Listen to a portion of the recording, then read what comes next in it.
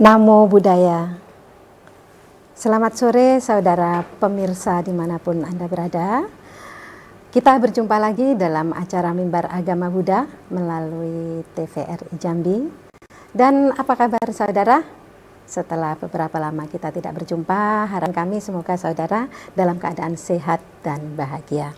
Dan saya Duyanti SAG MPD yang lebih dikenal dengan nama Wiwi akan menemani saudara selama beberapa menit ke depan. Dan kali ini adalah kesempatan yang sangat bahagia. Kenapa? Karena kali ini kita akan membahas tentang hal-hal yang berhubungan dengan Waisak, khususnya bagaimana kita menghayati, memberi peran terhadap Waisak. Dan di samping saya sudah ada Ibu Kuntari SPD MPD, dan beliau sangat terkenal di dalam agama Buddha ya, karena punya banyak sekali peran. Terutama yang pertama adalah seorang guru agama Buddha, kemudian anggota Pergabi ya Bu ya, Pergabi Pusat malah, kemudian juga guru sekolah minggu, kemudian pengurus di salah satu wihara yang ada di Jambi. Dengan kedatangan beliau semoga Waisak kali ini memberi arti yang lebih lagi. Dan Ibu Kuntari, sebelum saya meminta Ibu untuk menerangkan sesuatu yang berhubungan dengan Waisak, saya akan bacakan ayat suci Dhammapada ayat 194 yang berhubungan dengan Waisak. Sungguh membahagiakan kelahiran seorang Buddha. Sungguh membahagiakan pembabaran Dhamma.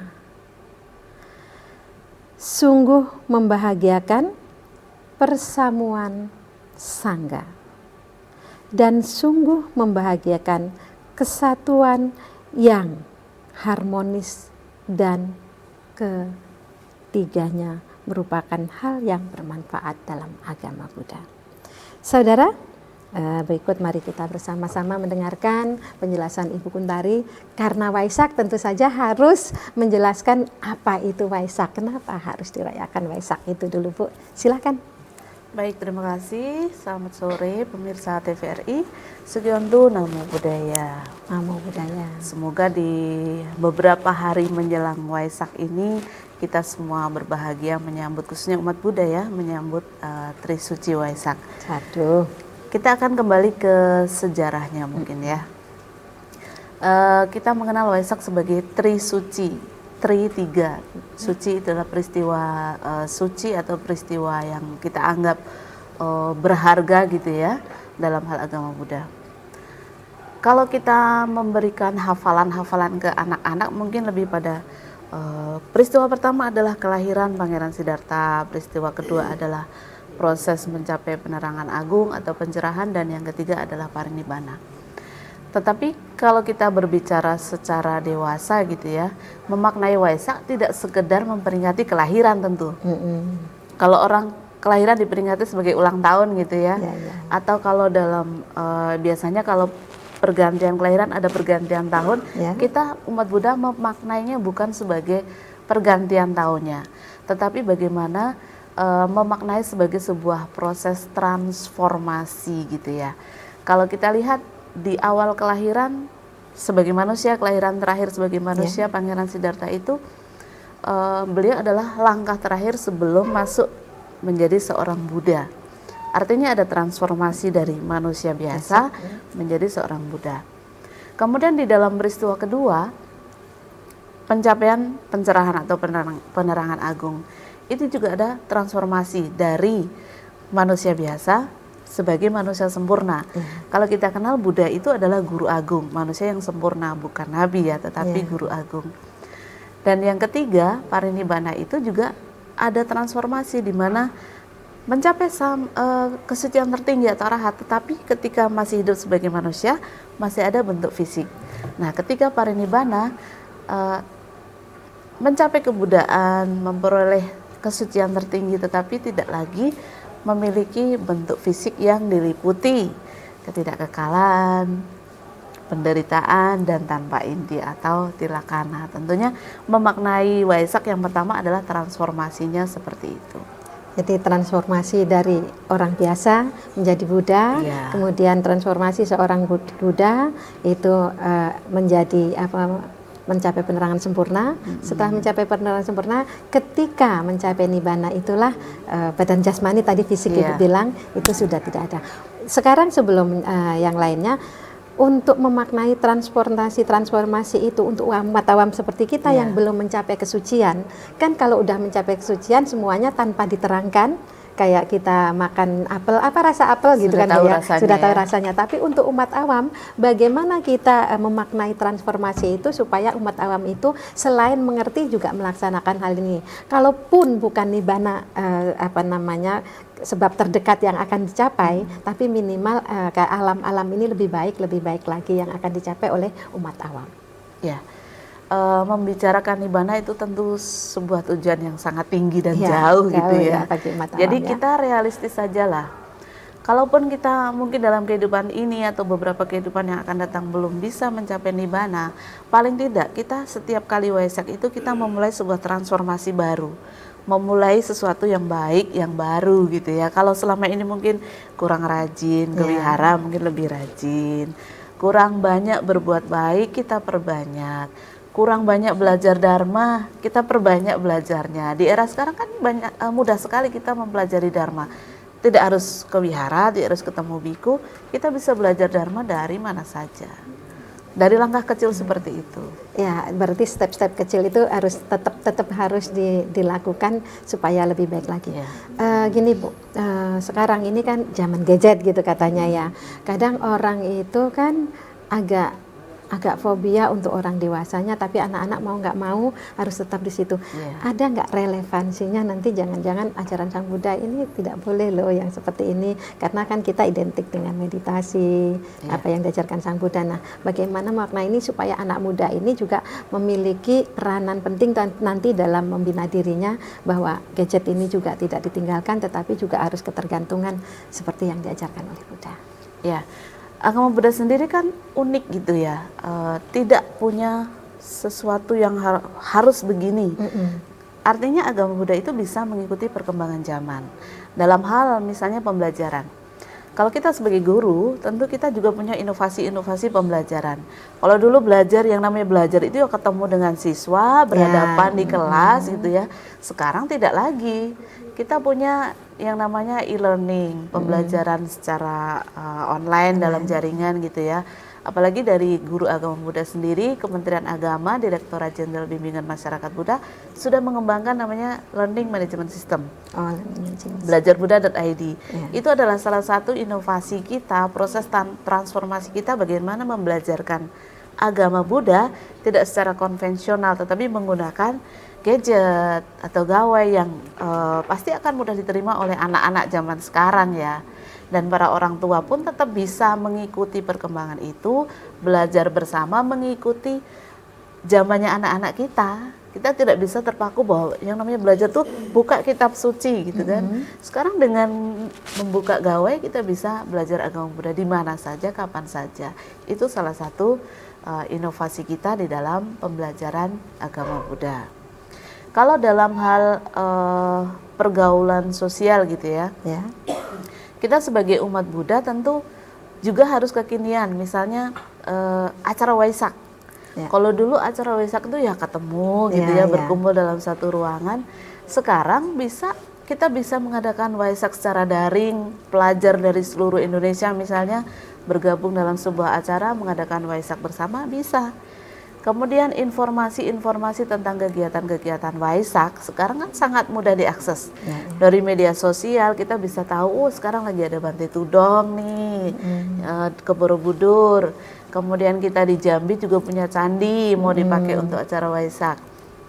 Nah itu adalah bagaimana kita sebagai umat Buddha peka terhadap perkembangan zaman, menggunakan media sosial, menggunakan gawai untuk tetap proses membelajarkan agama Buddha kepada anak-anak dan juga umat Buddha. Jadi ini juga disebut transformasi pembelajaran ya Bu ya, yang dari tadinya ketemu, yang tadinya harus semuanya konvensional, anggap aja seperti itu ya, dan sekarang semuanya sudah bisa by system dan bisa kita lakukan semua. Jadi artinya dalam transformasi yang dilakukan oleh 3 peristiwa tadi bisa juga digunakan oleh anak-anak dalam pola belajar, gitu ya. Nah kita tadi ngomongin Waisak kan, kali ini Waisak di Jambi khususnya. Kita kan akan ada Waisak di Candi Muara Jambi. Nah, untuk melihat itu kan tidak harus, kalau kayak dulu kan harus ada informasi langsung ya. Sekarang kan bisa mulai gadget, mulai melalui apa. Nah, sekarang maksudnya gini Bu, berikan sedikit kenapa gitu kan. Kalau dulu kan di wihara-wihara aja. Terus kemudian perwihara itu artinya kan sendiri-sendiri. Sekarang kalau kita ngomongin Muara Jambi, berarti kan ada hal kesatuan. Adakah manfaat dan ini pertama sebelum masuk ke candinya, adakah manfaat untuk merayakan Waisak bersama ini, ataukah ada sesuatu yang ingin terobosan supaya umat Buddha seperti apa? Ya, kita sebagai umat Buddha Jambi dan juga orang Jambi itu sebuah kesempatan istimewa memiliki Kompleks Percandian Muara Jambi. Di zamannya itu, Kompleks Percandian Muara Jambi adalah universitas terluas se-Asia Tenggara. Gitu. Terluas ya? Terluas se-Asia Tenggara. Kenapa luas? Karena memang kompleksnya itu terpisah-pisah gitu ya. Hampir 4.000 hektar gitu. Kalau dibandingkan dengan Borobudur yang hanya satu tempat, tentu kita udah menang duluan.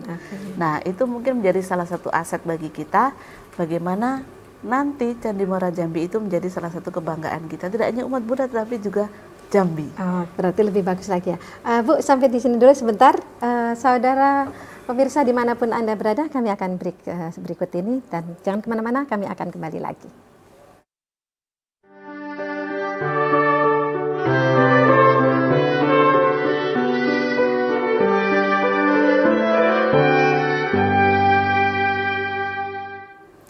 Saudara pemirsa TVRI Jambi dimanapun Anda berada, masih bersama kami dalam acara Mimbar Agama Buddha dengan tema memaknai Hari Trisuci Waisak. Dan Ibu tadi kan sudah sampai ke perayaan di Muara Jambi dan kenapa harus bersatu, apa keunggulan keuntungannya untuk umat Buddha dan juga untuk seluruh umat beragama di terutama di Jambi ini, karena kita katanya tadi kan sangat beruntung karena memiliki candi yang begitu megah. Kalau zaman dulunya kan ini paling luas kata Ibu tadi.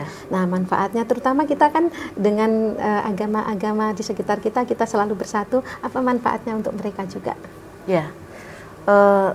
Kompleks Percandian Muara Jambi ini sebagai universitas pada abad ke-9 sampai 15 gitu ya.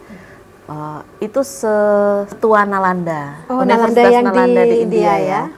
Jadi kita punya hubungan dengan Nalanda, kemudian kita juga punya guru-guru besar di zaman dulu, ada Dharma Kirti, Sakya Kirti, catatan-catatan I Ching juga ada tentang Muara Jambi. Kalau kita biarkan candi itu hanya menjadi sebuah batu tua, tentu rugi. Ya. Jadi dengan Waisak bersama setiap tahun dari 2017 ya kita sudah mengadakan dimulai Waisak ya, bersama. Itu sebagai bagian bagaimana kita mengangkat nama Candi Muara Jambi. Sambil kita ini umat Buddha dari wihara ini ketemu buat acara bareng gitu ya. Ini kan memperkokoh persatuan. Dan ini pasti sangat bagus, tidak hanya untuk sisi spiritualitas umat Buddha tetapi juga mengangkat perekonomian. Kalau orang banyak yang makin kenal dengan candi, pasti banyak wisatawan, nanti akan perekonomian di masyarakat juga meningkat. Ini adalah sebuah transformasi yang baik gitu untuk tidak hanya umat Buddha Jambi tetapi juga masyarakat Jambi gitu kan. Dan mungkin pelan-pelan kita akan bisa mengadakan mungkin kesepakatan bersama bagaimana candi ini dipakai tidak hanya untuk wisata tetapi juga untuk keagamaan dan pendidikan. Itu sangat kita harapkan, dan tentunya tujuan kita adalah persatuan umat Buddha. Ya, jadi ini adalah tujuan mulia memanfaatkan kembali Candi Muara Jambi. Dan kalau kita kan ada candi berarti bisa juga Dharma Yatra modelnya ya. Itu mungkin nanti pemanfaat Candi Muara Jambi yang nanti kita akan kerjasama dengan instansi-instansi terkait supaya ini dimanfaatkan dengan maksimal dan juga umat Buddha bisa menggalinya dengan maksimal. Nah, karena kita bicara tentang Waisak, Bu, gimana sih umat Buddha ini kembali lagi tidak hanya nanti selesai Waisak bersama, hore-hore gitu kan, bahagia-bahagia, tetapi setelah itu kayak benar-benar sunyi, terus turun lagi, kayaknya euforianya hanya sampai di situ. Gimana memberi semangat kepada mereka untuk bahwa Waisak itu hanya untuk bukan hanya sampai di sini saja, atau ini akan memberikan manfaat yang besar bagi kehidupan kita, terutama batin kita. Iya. Makanan itu kan tidak hanya yang berupa nasi atau apa yang masuk ke mulut. Kita berkumpul bersama teman-teman yang satu agama gitu lah istilahnya, sama-sama umat Buddha, belajar Dharma bareng-bareng, itu kita seperti memasukkan makanan ke dalam batin. Jadi kalau sudah banyak makanan yang masuk, itu tentu batin kita akan makin kaya. Kalau kita makin kaya, tumbuh semangat. Yang dulu malas ke wihara, nggak ada temennya, katanya mau ke wihara nggak ada temennya. Kalau udah kenal kan nanti ada temennya, semangat ke wihara. Kalau udah semangat ke wihara, kalau wihara punya acara misalnya, tidak hanya hari raya Waisak, kita punya hari raya yang lain, mungkin kan bantu-bantu, datang bantu-bantu. Kemudian kita juga ada program Pabaja. Dan wihara berarti di mana saja nggak masalah, Bu ya? Iya, tidak masalah wihara mana yang menyelenggarakan.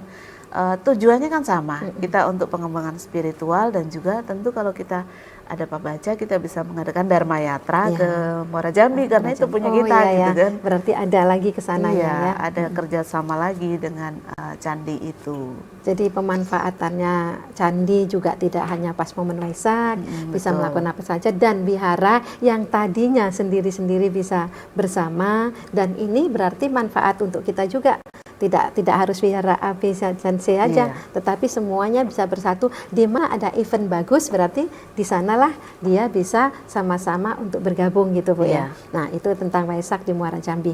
Nah, kita kembali lagi sebelum Waisak ke Muara Jambi gitu kan, Bu ya. Itu kan pasti kita ada yang namanya detik-detik Waisak gitu ya. Dan detik-detik Waisak ini kan tidak dilaksanakan pas di Muara Jambi ya. Nah, itu makna dari detik-detik Waisak supaya umat Buddha itu mengerti, memaknai bahwa detik-detik Waisak itu seperti apa, dan apa yang harus dimaknai itu, dan kenapa harus ke wihara pas detik-detik Waisak. Kalau kita acara yang di candi itu lebih ke euforia gitu ya, ketemu orang gitu. Sedangkan detik-detik Waisak itu adalah puncaknya dari ritualnya, puncak ritualnya, di mana kita benar-benar kembali ke dalam diri kita. Kalau yang rame-rame kan lebih ke semangat gitu ya. Sedangkan kalau untuk meditasi khususnya pada saat detik-detik Waisak itu adalah bagaimana kita meniru apa yang sudah diteladankan oleh Buddha gitu ya, bahwa pada malam itu, pada malam purnama gitu ya, kita bisa melihat bahwa terjadi yang tadinya kurang bersih batinnya menjadi bersih. Nah, dengan meditasi pada saat detik-detik Waisak, pada saat detik yang sama kan, detik tadi ya, bukan hanya menitnya tetapi juga detiknya, diharapkan kita juga meditasinya itu benar-benar jernih gitu kan, bisa istilahnya sampai gitu kepada tujuannya. Kadang-kadang kalau meditasi rame-rame mungkin kurang kusuk, kurang khidmat gitu ya. Tapi kalau detik-detik mungkin kita bisa lebih khidmat, sehingga apa yang menjadi tujuan dari meditasi, menjadi tujuan batin, bagaimana batin menjadi bersih, itu bisa dicapai. Berarti detik-detik Waisak itu sangat baik untuk umat Buddha, terutama nanti pada saat detik Waisak ini. Dan saudara jangan kemana-mana, kami akan kembali lagi setelah yang berikut ini.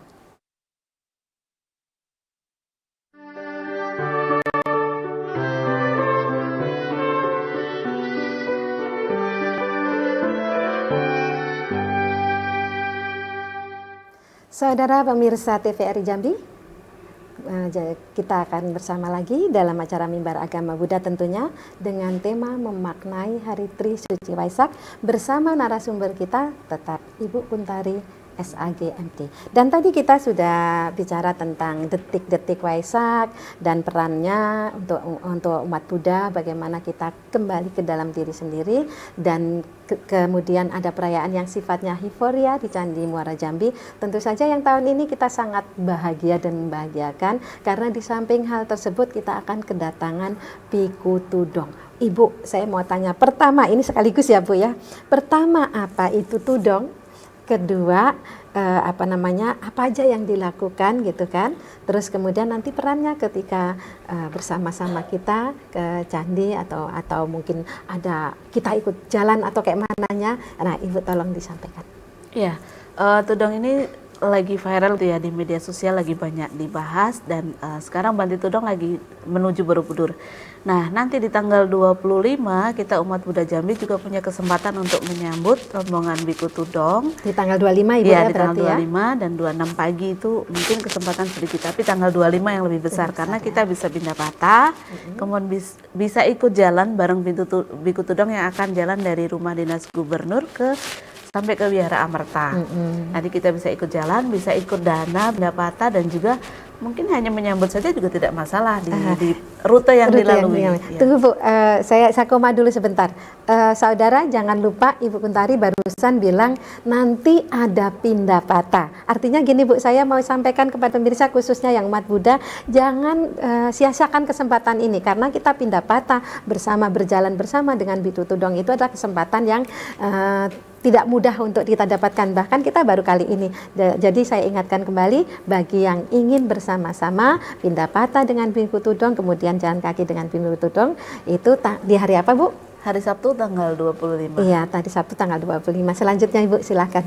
Ya, ini kesempatan yang sangat baik bagi kita mendapatkan kesempatan berdana dan juga mengikuti dan melihat langsung bagaimana Biku Tudong itu menjalankan latihan sila yang berat gitu ya. Tudong itu kan latihan sila yang berat. Lebih berat daripada yang standar yang 227, tapi ini ekstra. Ya. Ini adalah kesempatan yang baik bagi kita. Di Waisak ini semoga kita semua mendapatkan lebih banyak kesempatan untuk berbuat baik, dan tak lupa saya ucapkan selamat Hari Raya Trisuci Waisak 2568 Buddhist Era. Semoga semua makhluk hidup berbahagia. Sadu. Pemirsa dimanapun Anda berada, demikian tadi bagaimana perayaan Waisak yang harus kita lakukan, detik-detik Waisak. Kita sebagai umat Buddha, mari kita bersama-sama mengikuti detik-detik Waisak, juga mengikuti Waisak bersama di Muara Jambi, kemudian satu lagi mengikuti Tudong yang akan dilaksanakan di Muara Jambi dan di Jambi ini. Baik pemirsa dimanapun Anda berada, Ibu Kuntari terima kasih sudah hadir pada sore hari ini, dan ini kesempatan yang sangat baik untuk kami juga. Dan pemirsa dimanapun Anda berada, sampai dijumpa di lain kesempatan. Dan akhir kata, Sabe Sata Bawantu Sukitata, semoga semua makhluk hidup berbahagia. Sadu, sadu, sadu.